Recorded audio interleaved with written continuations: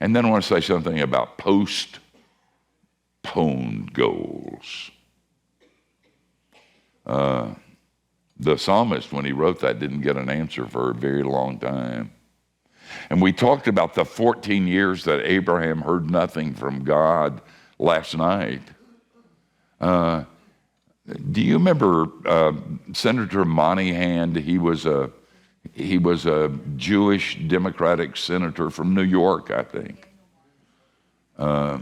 who you never could pin down. You know, one time you'd think he was a wacko liberal, and the next day you'd think he was a right-wing reactionary conservative.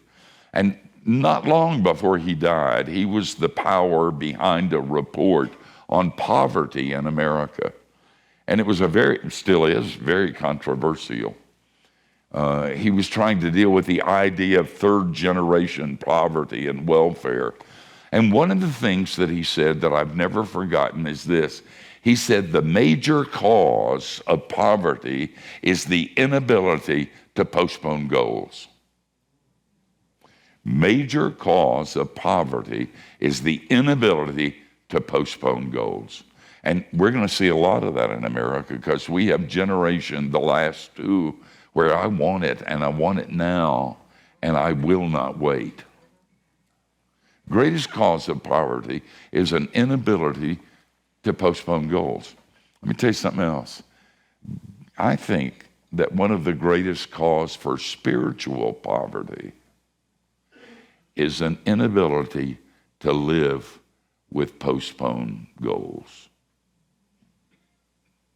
I mean, we think that we ought to just walk through the tulips with Jesus and everything should just be fine. And that it's where, I got to be careful. It's where entire sanctification comes from. That you can reach the point in your life where there's no known sin in your life. The last guy told me that in Brazil. And I said, you're lying. He said, no, I'm not. I said, you already showed me your sin of pride. And I bet you got lust too. And he wouldn't sit with me or talk to me anymore that week when I was there. But it's unrealistic. I'm not shocked. You know, I've been doing this for so long. Nothing shocks me anymore. I'm a cynical old preacher.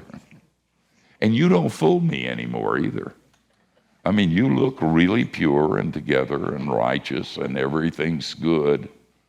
And I know the stuff inside and the secrets you can't share. And so we get this Disney World thing that all the promises of God should be available to us right now. A lot of those promises of God are for tomorrow when I'm going to be just like Jesus. And the silence is going to stop. And then very quickly,